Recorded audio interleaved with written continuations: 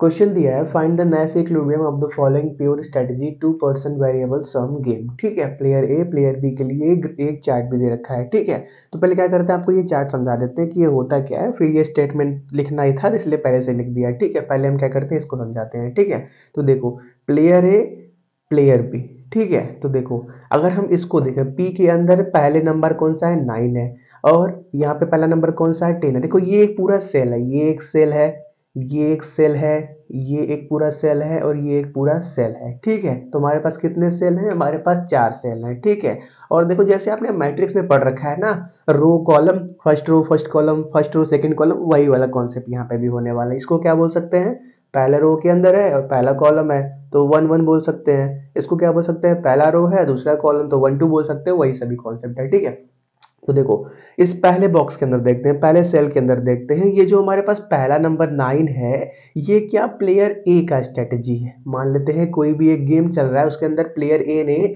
पहले 9 स्कोर किया, उसके कंपैरिजन में प्लेयर बी ने 5 स्कोर किया, उसके कंपैरिजन में प्लेयर बी ने 5 स्कोर किया। फिर आगे बढ़ते हैं, प्लेयर ए ने 10 स्कोर किया, उसके कंपैरिजन में प्लेयर बी ने 4 स्कोर किया। और आगे बढ़ते हैं, क्यू के अंदर देखते हैं, पी क्यू मतलब अलग अलग इवेंट मान सकते हो। ठीक है, कई राउंड में गेम चलते हैं वही मान सकते हो कि अलग अलग राउंड चल रहे हैं तो दोनों इतने इतने स्कोर कर रहे हैं। ठीक है, क्यू के अंदर प्लेयर ए ने 11 स्कोर किया, बी ने 7 स्कोर किया।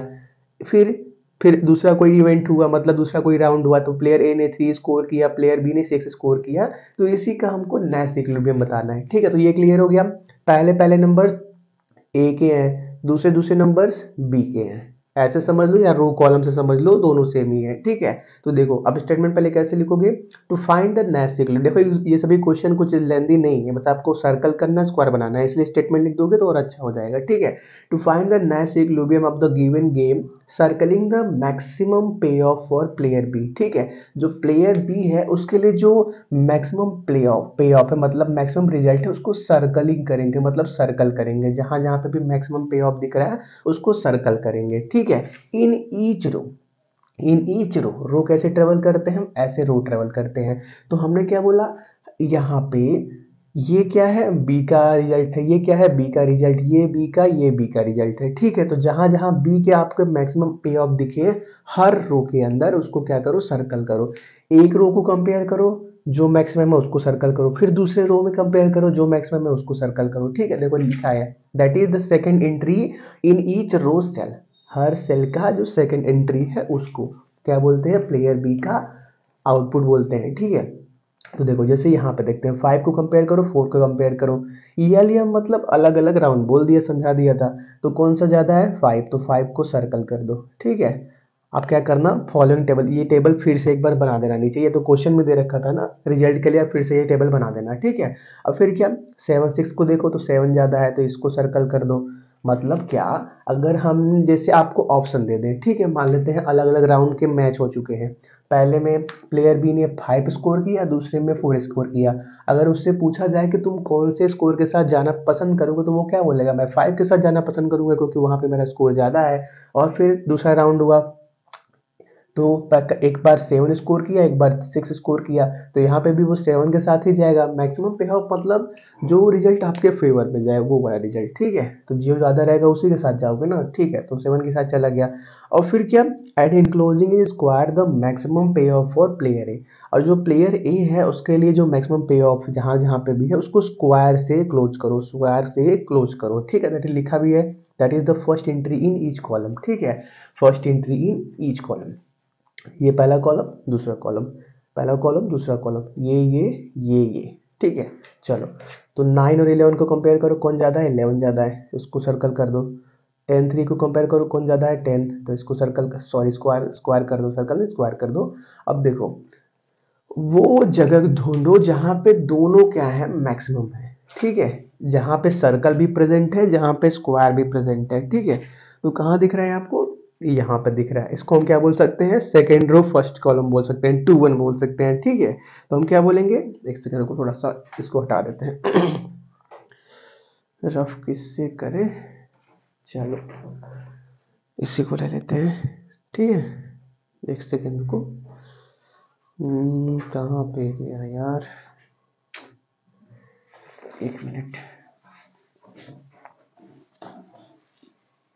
चलो कोई बात नहीं, इसी को रख लेते हैं आज से नया।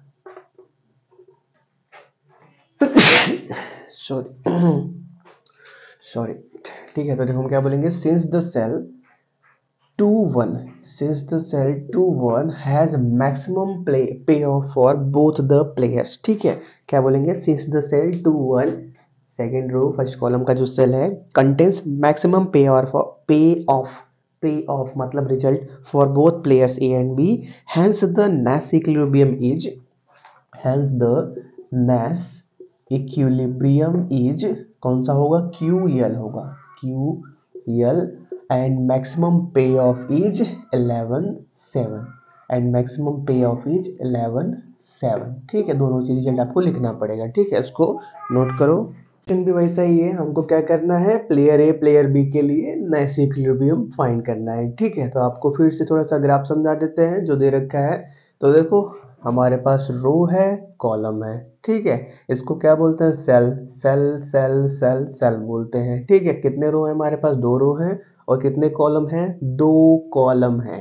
कितने रो हैं, 2 रो हैं, और कितने कॉलम हैं, वो भी 2 कॉलम है। ये पूरा एक कॉलम, ये पूरा एक कॉलम। ठीक है, ऐसा मत कर देना कि 1 2 3 4, ऐसा नहीं। यहाँ पे आपको जितने भी बॉक्स बनाया है, हर बॉक्स अलग अलग नेम से ही डिफाइन है। ठीक है, ये पहला कॉलम वाला, ये दूसरा कॉलम वाला। ठीक है, तो देखो प्लेयर ए का स्ट्रेटजी है कि वो ऐसे ट्रेवल करेगा मतलब अलग अलग राउंड में इतना इतना स्कोर उसने स्कोर करा है। ठीक है, और प्लेयर बी का है क्या, उसने अलग अलग राउंड में ये स्कोर किया है। तो प्लेयर ए का स्कोर कहाँ कहाँ पे है, यहाँ पे है। ये जो पहला एलिमेंट है ये प्लेयर ए का है, ये प्लेयर ए का, प्लेयर ए का, प्लेयर ए का। और दूसरा दूसरा एलिमेंट क्या होता है, प्लेयर बी का स्कोर होता है। ठीक है, मान लेते हैं पहला कोई राउंड हुआ जिसके अंदर प्लेयर ए ने 2 स्कोर किया, बी ने 3 स्कोर किया। फिर दूसरा कोई राउंड हुआ उसके अंदर 4 स्कोर किया प्लेयर ए ने, और प्लेयर बी का खाता ही नहीं खुला। फिर और कोई दूसरा राउंड हुआ जिसके अंदर प्लेयर ए 1 स्कोर किया, प्लेयर बी 4 स्कोर कर लिया। ऐसे ही गेम आगे बढ़ रहा है। ठीक है, ये टॉप बॉटम लेफ्ट राइट ये भी क्या बस दिखाने के लिए है। जैसे देखो मैट्रिक्स में आप क्या करते हो, इसको क्या बोलते हो, जैसे लिखा है मैट्रिक्स बनाते हैं हम, तो पहला यहाँ पे एलिमेंट इसको क्या बोलते हैं, फर्स्ट रो फर्स्ट कॉलम का एलिमेंट, तो उसको A11 से डिनोट करते हो ना। तो यहाँ पे तो A11 बता नहीं सकते, तो जब आप रिजल्ट लिखोगे ना, तो जैसे आप क्या करते हो, जैसे एक मैट्रिक्स दिया है, मान लेते हैं 1 0 0 0 0 0 0 0 0, इसको भी 0 कर देते हैं। अगर कोई पूछे कि वो पोजीशन बताओ जहाँ पे 1 है, तो आप कैसे कैसे डिफाइन करोगे, A11 से डिफाइन करोगे ना, कि जो पहला रो पहला कॉलम पे जहाँ पे आता है वहाँ पे 1 पड़ा हुआ है। तो वैसे यहाँ पे भी है। लास्ट में जब आप नैश इक्विलिब्रियम को इंडिकेट करने के लिए एक तरीका निकालते हो ना कि किस चीज़ से इंडिकेट करें, तो यही चीज़ें आप यूज करते हो कि टॉप का लेफ्ट, कोई बोले टॉप लेफ्ट तो आप यहाँ पे आ जाओगे, कोई बोले 1 1 तो यहाँ पे आ जाओगे, कोई बोले 1 3 तो यहाँ पे आ जाओगे। वैसे ही टॉप लेफ्ट बोले तो यहाँ पे आ जाओगे, टॉप राइट बोले तो यहाँ पे आ जाओगे, बॉटम राइट बोले तो यहाँ पे आ जाओगे। वही कहानी है। ठीक है, बस ये दे रखा है इंडिकेट करने के लिए, जो भी दे रखा है रहता है ABCD PQRS कुछ भी दे रखा है बस इंडिकेट करने के लिए। ठीक है, तो भले आपको ये स्टेटमेंट तो लिखना ही पड़ेगा। ठीक है, तो स्टेटमेंट तो हमेशा ही लिखना पड़ेगा आपको, क्योंकि अभी कुछ क्वेश्चन इस क्वेश्चन में कुछ करना नहीं, बस स्क्वायर करना है और सर्कल करना है और आंसर आ जाने वाला है। ठीक है, तो कैसे स्टार्ट करोगे, to find the Nash equilibrium of the given game circling the maximum payoff for player B. जो प्लेयर बी है उसके जो जो मैक्सिमम पे ऑफ है इन ईच रो, हर रो के अंदर उसको क्या करो, सर्कल करो। That is in the second entry of each row cell. ये सेल ये सेल ये सेल ये सेल, हर सेल का सेकेंड एलिमेंट बी का रिजल्ट है, ये दे रखा है। ठीक है, उसको क्या करो, हर अलग अलग रो को कंपेयर करो और मैक्सिमम को सर्कल करो। And enclosing in square the maximum पे ऑफ ऑफ प्लेयर ए, और प्लेयर ए के लिए जो मैक्सिमम उसको स्क्वायर में बंद करो। That is the first entry in each column, we get the following table. उसके बाद हम क्या करेंगे, एक इसको फिर से एक टेबल बनाएंगे, लेकिन उसके अंदर स्क्वायर और क्या बोलते हैं सर्कल भी करेंगे। ठीक है, तो हम यहीं पे कर लेते हैं, आप इसको एक बार फिर से बना लेना क्योंकि ये तो क्वेश्चन में दिया रहता है। ठीक है, तो पहले प्लेयर बी के लिए इस कॉलम में कंपेयर करो, 3 ज़्यादा है कि 0, 3 ज़्यादा है तो 3 को क्या कर दो, सर्कल कर दो। अब इसको भी कंपेयर करो, 4 ज़्यादा 5, 5 ज़्यादा तो 5 को स्क्वायर से बंद, सॉरी सर्कल से बंद करना, क्योंकि प्लेयर बी के लिए बात चल रही है ना, तो इसको भी सर्कल कर दिया। अब प्लेयर ए के लिए हर कॉलम में पहला एलिमेंट, तो हर कॉलम में कंपेयर करो, दो ज़्यादा एक ज़्यादा, दो ज़्यादा तो दो को स्क्वायर से बंद कर दो। और फिर क्या, फोर से ज़्यादा टू ज़्यादा, फोर ज़्यादा तो फोर को क्या करो स्क्वायर से बंद कर दो। अब उस सेल को खोजो जहाँ पे स्क्वायर भी है और सर्कल भी है, वही क्या बनेगा, नैश इक्विलिब्रियम बनेगा। ठीक है, तो यहाँ पे क्या दिख रहे हैं, ये जो पहला वन A11 ए जिसको मैट्रिक्स के फॉर्म में बोले तो जो 1 1 है वो क्या है, मैक्सिमम रिजल्ट रख रहा है, जहाँ पे ए भी मैक्सिमम पा रहा है और बी भी मैक्सिमम पा रहा है अपने अपने रिजल्ट के हिसाब से, एक दूसरे के हिसाब से नहीं, अपने अपने रिजल्ट के हिसाब से पूरे को कंपेयर किया, सभी राउंड को कंपेयर किया, तो रिजल्ट क्या निकला कि यहाँ पे दोनों क्या कर रहे हैं, अपने अपने गेम में मैक्सिमम पा रहे हैं। ठीक है, प्लेयर ए ने अपने अपने स्कोर अलग अलग किए, प्लेयर बी ने अपने अपने अलग स्कोर किए, लेकिन इस पोजीशन पे दोनों क्या कर रहे हैं, मैक्सिमम स्कोर कर रहे हैं। ठीक है, वो बात अलग है कि प्लेयर बी यहाँ पे 5 पा रहा है लेकिन यहाँ पे प्लेयर ए 2 ही पा रहा है। तो जब भी अगर प्लेयर ए 2 को स्कोर करेगा तो प्लेयर बी क्या करेगा, 3 की तरफ जाएगा क्योंकि वहां पर उसको मैक्सिमम मिल रहा है। या अगर हम प्लेयर बी को 3 स्कोर कराते हैं तो प्लेयर ए क्या करेगा, हमेशा 2 को ही स्कोर करेगा, 2 को ही प्रेफर करेगा 4 के बजाय। क्यों, क्योंकि यहाँ पे दोनों क्या कर रहे हैं, अपने अपने मैक्सिमम स्कोर कर रहे हैं। 4 को भूल जाओ, 4 को भूल जाओ, क्योंकि 4 जब मैक्सिमम स्कोर कर रहा है, 4 किसका है, ए का है, तो बी क्या जीरो हो जा रहा है। जब एक मैक्सिमम पा गया एक जीरो पा गया तो वहां पे तो कंपटीशन बचा ही नहीं। तो नैश इक्विलिब्रियम का मतलब यही है कि कंपटीशन दोनों में रहना चाहिए। तो 2 3 2 3 2 3 ये क्या है, एक कॉम्पिटेटिव नंबर है। ठीक है, तो हम क्या बोलेंगे, जो हमारे पास 1 1 है, क्या बोलेंगे, सिंस द सेल, लिखना पड़ेगा। ठीक है, since the cell 1 1 contains maximum payoff for both players A and B. जहां पे बस इतना देखो, हर सेल को देखो जहां पे स्क्वायर और सर्कल दोनों आ गया, वही क्या हो जाएगा, नैश इक्विलिब्रियम बन जाएगा। ठीक है, ज्यादा नहीं समझ सोचना है। ठीक है, क्या बोलेंगे, since the cell 1 1 contains maximum payoff for both players A and B hence the Nash equilibrium is कौन सा होगा, टॉप लेफ्ट। कौन सा होगा Nash equilibrium, top left, top left मतलब ये वाला। एंड पे ऑफ इज, एंड पे पे ऑफ मतलब रिजल्ट बोल सकते हो। ठीक है, एंड पे ऑफ्स आर, दोनों का है ना, 2 और 3। चलो इसको क्या करो, आप नोट करो। क्वेश्चन क्या दिया है, find the Nash equilibrium in the following simultaneous game. Player A player B के लिए अलग अलग राउंड के स्कोर दे रखे हैं, राउंड ही मान सकते हो, स्कोर दे रखे हैं, आपको क्या करना है, नैश इक्विलिब्रियम निकालना है। ठीक है, तो आपको इतना तो मालूम ही है, इसको क्या बोलते हैं, सेल बोलते हैं। और कितने रो है हमारे पास, 2 रो है। कितने कॉलम है हमारे पास, 2 कॉलम है, पहला कॉलम दूसरा कॉलम। तो हर रो का दूसरा एलिमेंट बी का स्कोर है, हर रो का दूसरा एलिमेंट ये बी का स्कोर है। हर कॉलम का पहला एलिमेंट, हर कॉलम का पहला एलिमेंट ए का स्कोर है, ये। ठीक है, चलो आगे बढ़ते हैं। तो पहले क्या करेंगे, ये स्टेटमेंट लिखेंगे, क्योंकि क्वेश्चन तो बड़ा होता नहीं है, बस स्क्वायर करना है, सर्कल करना है, तो इससे अच्छा स्टेटमेंट लिख देते हैं और अच्छा लगेगा। तो find the Nash equilibrium of the given circle given game. पहले क्या करते हैं, सर्कलिंग करते हैं the maximum payoff for player B in each row. हर रो के अंदर प्लेयर बी का जो मैक्सिमम पे ऑफ है उसको सर्कल करेंगे। And enclosing in square the maximum payoff for player A, और प्लेयर ए का जो मैक्सिमम पे ऑफ है उसको क्या करेंगे, स्क्वायर से बंद करेंगे। We get the following table, तो हमको क्या मिलेगा, एक टेबल मिलेगा। इसी को फिर से कॉपी करके नीचे आप बना लेना, हम इसी में कर देते हैं। ठीक है, वही स्क्वायर और सर्कल वाला बनने वाला है। ठीक है, तो पहले रो के अंदर किसका देखते हैं, बी का देखते हैं। तो 12 2 में कंपेयर करो, कौन ज़्यादा है, 12 ज़्यादा है। ऐसे सपोज कर लो, एक राउंड हुआ जिसमें बी ने 12 स्कोर किया, फिर दूसरा राउंड हुआ उसमें 2 स्कोर किया।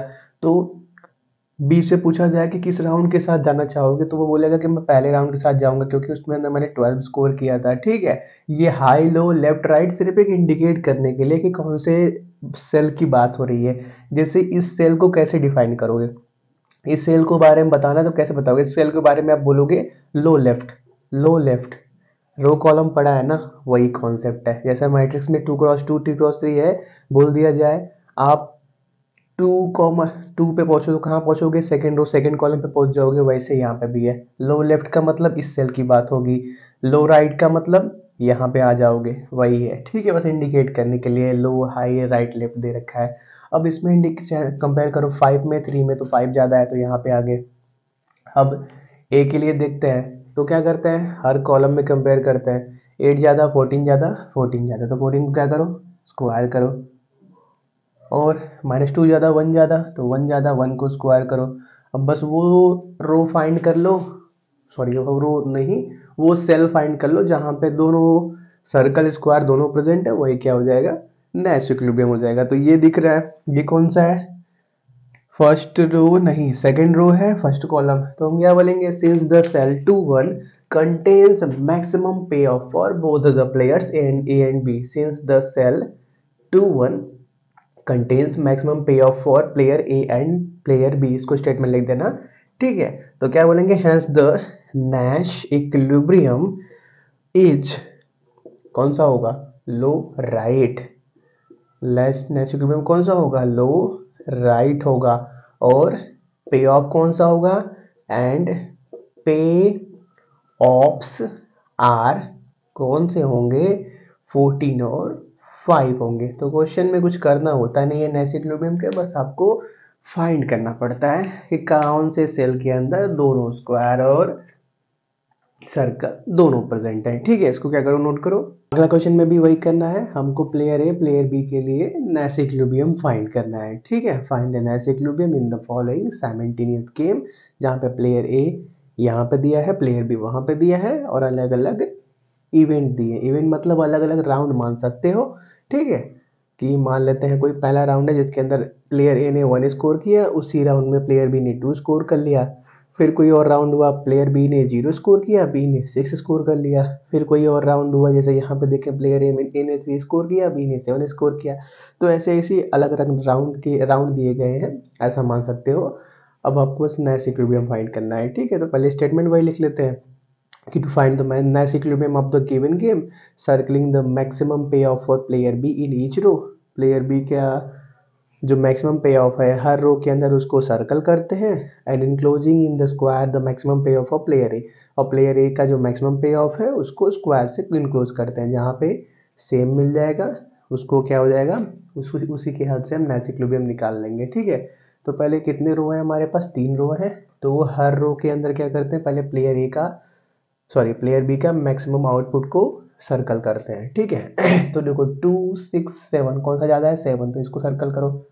6 7 8 8 को सर्कल करो। 0 0 4 4 को सर्कल किया। बी का तो मैक्सिमम पे ऑफ सर्कल हो गया। अब ए के बारे में बात करते हैं, तो 1 5 2 5 ज़्यादा 5 को सर्कल करो। 0 3 1 3 को सर्कल नहीं स्क्वायर करो, यहाँ पे भी स्क्वायर ही करना था। 3 4 3 तो 4 ज़्यादा, तो 4 को स्क्वायर करो। अब देखो जहाँ पे भी जिस सेल के अंदर स्क्वायर और सर्कल दोनों है वही क्या हो गया, नैश इक्विलिब्रियम हो गया। ठीक है, तो हम क्या बोलेंगे, इसका पोजीशन नंबर क्या है, पोजीशन नंबर मतलब जैसे मैट्रिक्स में बात करते हैं 2 2 3 मतलब सेकेंड रो थर्ड कॉलम, वैसे इसको देखो ये सेकेंड रो में है और थर्ड कॉलम में है। 1 2 3 कॉलम 1 2 3 रो। तो क्या हो गया, हम क्या बोलेंगे, since the cell 2 3 contains maximum payoff for both players A and B, hence the Nash equilibrium is mz। बस डिनोट करने का तरीका है mz को ही बोले तो यहाँ पे आएंगे, ये क्या हो गया, नैश इक्विलिब्रियम हो गया।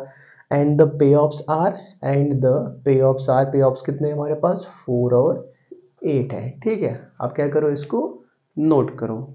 There find all the pure strategy, Nash equilibrium or equilibrium in the following simultaneous game, in which player A has 3 strategies PQR, while player B also has 3 strategies LMN।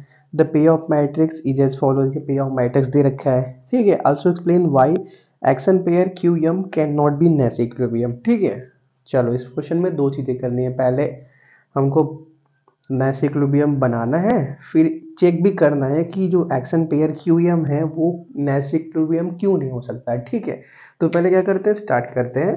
तो पहले क्या करते हैं, statement लिख दे कि आप लिख लोगे, अभी हमने बहुत क्वेश्चन किए हैं उसमें स्टेटमेंट जो है सेम यहाँ पे भी रहने वाला है, ठीक है। थोड़ा थोड़ा शॉर्ट में लिखते हैं, ठीक है।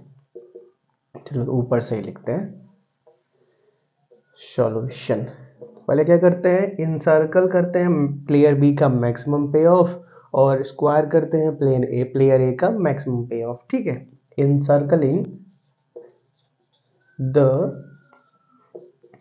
Maximum payoffs for player B in each row, हर रो के अंदर जहां पे भी प्लेयर बी का आउटपुट दिया है उसका मैक्सिमम को क्या करो, सर्कल करो। And enclosing in squares, enclosing in squares the maximum payoff for player A, maximum payoffs for player A in each row, for player A in each column। रो के लिए हम B की बात करेंगे, ए के लिए column में check करेंगे, तो हमको क्या मिलेगा, एक टेबल मिलेगा, ठीक है। Then we get the following table, we get the following table, ठीक है। आप क्या करना, इसी को फिर से कॉपी करके नीचे बना लेना, उसी के अंदर स्क्वायर और सर्कल करना। हम क्या करते हैं, इसी में कर लेते हैं, ठीक है। चलो तो पहले बी के लिए चेक करते हैं। एक मिनट रुक जाओ, क्या हुआ,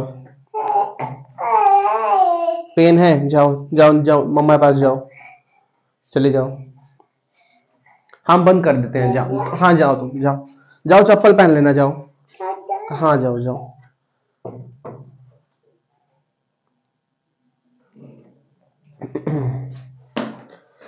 चलिए कंटिन्यू करते हैं। पहले प्लेयर बी के लिए हर रो के अंदर मैक्सिमम पे ऑफ को सर्कल करते हैं, ठीक है। तो प्लेयर बी का इन आउटपुट कहाँ है, यहाँ यहाँ यहाँ, ये और ये तीन रो है हमारे पास। तो 0 1 2 में मैक्सिमम कौन सा है, 2 को सर्कल कर दिया। 4 3 3 के अंदर मैक्सिमम कौन सा है, 4 को सर्कल कर दिया। 3 2 0 3 को सर्कल कर दिया। अब प्लेयर ए के लिए कॉलम को चेक करेंगे, कितने कॉलम है, 3, एक कॉलम, दो कॉलम, तीन कॉलम, ठीक है। तो 2 3 0, 3 is more, 1 1 0, 1 is more, year भी यहाँ भी, तो दोनों को स्क्वायर करो। 4 2 3, 4 को स्क्वायर कर दिया। चल पहला काम तो हो गया, क्या बन गया, नैश इक्विलिब्रियम बन गया। अब क्या बताना है, दूसरी बात बतानी है कि QM नैश इक्विलिब्रियम नहीं हो सकता, ठीक है। तो हम क्या कर सकते हैं, पहले जो चीज़ मिला है प्योर स्ट्रेटजी नैश इक्विलिब्रियम, उसके बारे में लिख सकते हैं। देयर आर टू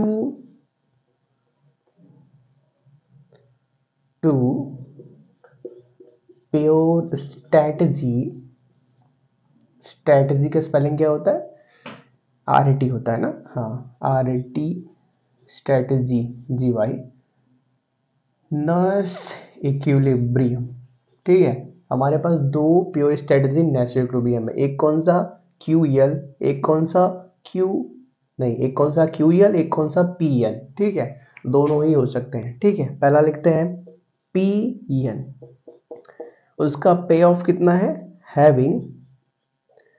हैविंग पे ऑफ्स कितना 4 2, और दूसरा कौन सा है QL, एंड QL नीचे दिख रहा है ना, हाँ दिख रहा है, QL हैविंग पे ऑफ्स 3,4, ठीक है। चलो ये तो हो गया, पहला काम खत्म।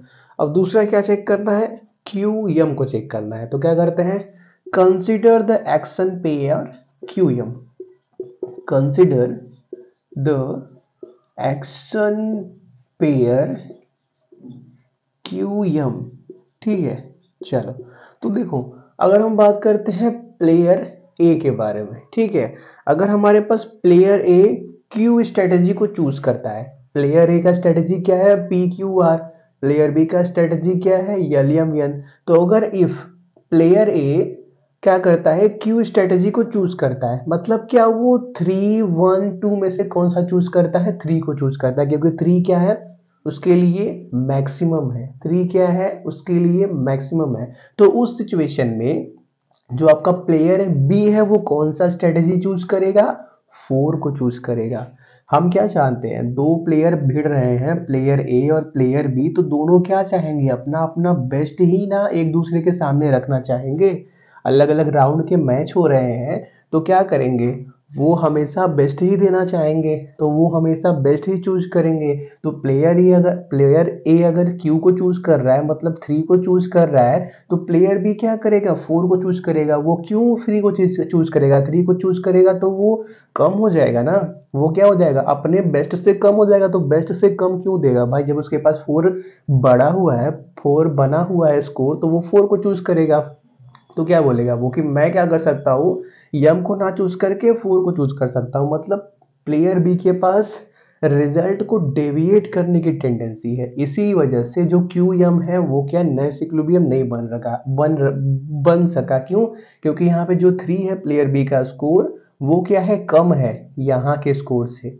ये भी प्लेयर बी का स्कोर है लेकिन ये 4 है, तो प्लेयर बी हमेशा ही क्या करेगा, इस 4 को चूज करेगा। ठीक है, तो स्टेटमेंट कैसे लिखेंगे, इफ, नाउ इफ, आप स्टेटमेंट लिख देना। ठीक है, हम बोल रहे हैं now if player A chooses strategy Q, now if player A chooses strategy Q, then player B will like to deviate, then player B will like to deviate to strategy L. अगर हम player ए को Q strategy को choose कराते हैं, तो player B क्या अपने आप ही यल स्ट्रेटेजी को चूज कर लेगा, मतलब क्या 4 को चूज कर लेगा। टू गेट पे of 4 which is better than पे ऑफ 3 इन स्ट्रेटेजी यम।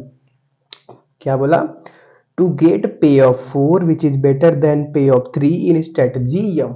यम क्या पे ऑफ 3 है, उससे बेटर क्या है, 4 है, उसको मिल जाएगा। स्टेटमेंट फिर से सुन लो, now if player A chooses strategy Q, then player B will like to deviate to strategy L to get payoff 4 which is better than the payoff 3 in the strategy M. Since the player B has a tendency to deviate from action pair QM, so it is not a Nash equilibrium। ठीक है, चलो हमारा ये question complete होता है, इसको note करो। बात करते हैं अगले क्वेश्चन की तरफ। तो find the pair strategy Nash equilibrium in the following simultaneous game, जहाँ पे प्लेयर ए का स्ट्रेटजी पी क्यू आर है, प्लेयर बी का स्ट्रेटजी एक्स वाई जेड है।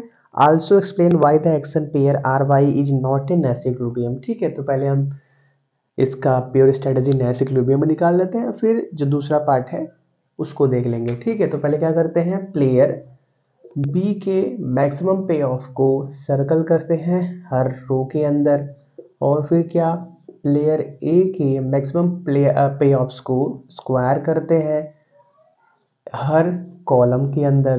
तो जिससे हमको क्या मिलेगा, एक प्योर स्ट्रेटजी नैश इक्विलिब्रियम मिलेगा। तो देखते हैं पहले, तो इस कितने रो हैं हमारे पास, 3 रो हैं, कितने कॉलम, 3 कॉलम, 1 2 3 कॉलम। तो पहले हर रो के अंदर प्लेयर बी का मैक्सिमम, प्लेयर बी मतलब प्लेयर 2 है, प्लेयर 2 का मैक्सिमम आउटपुट को मैं या पे ऑफ बोल दो, उसको क्या करो, सर्कल करो, 2 5 6 6 0 5 4 5 1 4 2 4। अब क्या करते हैं, प्लेयर बी की तरफ, सॉरी प्लेयर 1 की तरफ बढ़ते हैं। इसके लिए क्या करते हैं, हर कॉलम के अंदर इसके मैक्सिमम आउटपुट को स्क्वायर करते हैं। तो 1 2 7 7, इसके अंदर चेक नहीं कर सकते क्योंकि ये तो प्लेयर बी का रिजल्ट है ना, तो प्लेयर बी नहीं, सिर्फ प्लेयर ए की तरफ देखो। ठीक है, तो यहाँ पे आ जाओ, 0 4 3 4 7 5 2 7। ठीक है, तो यहाँ पे दो जगह पे pure strategy pure Nash equilibrium दिख रहा है, तो हम पहले उसको लिख लेते हैं। तो there are 2 pure strategy Nash equilibrium, Nash equilibrium. पहला कौन सा, P Z, P Z having payoffs 7 6, and दूसरा कौन सा, Q Y having payoffs 4 5। चलो पहला पार्ट कंप्लीट होता है। अब बात करते हैं अगले पार्ट की तरफ। उसमें क्या दिखाना था कि जो एक्शन पेयर y है वो नेस इक्विलिब्रियम नहीं है, ठीक है। तो क्या करते हैं, पहले कंसिडर करते हैं action pair, consider the action pair R Y, ठीक है। स्टेटमेंट पूरा लिख लेना। तो देखो इसके अंदर क्या देखना है हमको, इसको देखना है, इसको ऑब्जर्व करना है, ठीक है। तो देखो हम क्या जानते हैं, नेस इक्विलिब्रियम के लिए किसी एक सिंगल सेल के अंदर दोनों एलिमेंट्स का मैक्सिमम, दोनों एलिमेंट्स मतलब दोनों प्लेयर्स का मैक्सिमम आउटपुट होना चाहिए। अगर हम बात करें क्यू वाई के बारे में, तो क्यू वाई क्यों नेस इक्विलिब्रियम बनाता है, क्योंकि उसके अंदर, इस वाले सेल के अंदर, क्यू वाई सेल के अंदर ए का मैक्सिमम आउटपुट भी है और बी का मैक्सिमम आउटपुट भी है। ए का मैक्सिमम आउटपुट यहाँ पे देखो 4 है और 5 इन दोनों से ज़्यादा है, तो वो नेस के कैटेगरी में आ गया। और इसको भी देख लो, क्यू पी जेड क्यू नेस इक्विलिब्रियम बनाता है, क्योंकि देखो ए का मैक्सिमम आउटपुट भी है, बी का मैक्सिमम आउटपुट भी है। लेकिन हम अगर हम आर वाई के अंदर देखें तो प्लेयर 2 का मैक्सिमम आउटपुट तो है, देखो कई बार हम बी बोल दे रहे हैं तो समझ जाना कि प्लेयर 2 की बात कर रहे हैं, ठीक है। तो यहाँ पे देखो प्लेयर 2 का मैक्सिमम आउटपुट तो है, लेकिन प्लेयर 1 का मैक्सिमम आउटपुट 3 नहीं 7 है, ठीक है। तो हम क्या बोलेंगे, if player B chooses strategy Y, if player B मतलब player 2 chooses strategy Y, then player 1 then player 1 shift to strategy x, player 1 shift to strategy 1 sorry strategy x to get a payoff, to get a payoff 7 which is better than payoff 3 in strategy y, which is better than पे of 3 in strategy Y. फिर क्या बोल सकते हैं हम कि जो हमारे पास प्लेयर 1 है उसके पास रिजल्ट को शिफ्ट करने की टेंडेंसी है। प्लेयर बी अगर 4 को चूज करता है तो प्लेयर 1 हमेशा ही 7 को चूज करेगा। क्यों 3 को चूज करेगा, नहीं करेगा, 3 कम है 7 से, जब उसके पास 7 अवेलेबल है तो 7 को चूज करेगा। तो if player 2 chooses strategy Y then player 1 shift to strategy X to get a payoff 7 which is better than payoff 3 in strategy y, ठीक है। फिर हम क्या बोलेंगे, since the player 1 has a tendency to deviate from action pair ry, so it is not a Nash equilibrium, ठीक है। इस line को आप फिर से सुन लो, लिख लेना। Since the player A has a tendency to deviate from action pair ry से डेविएट करके वो यहाँ पे आ सकता है, y को ना चूज करके वो x को चूज कर सकता है, so it is not a Nash equilibrium, ठीक है। इसको नोट करो।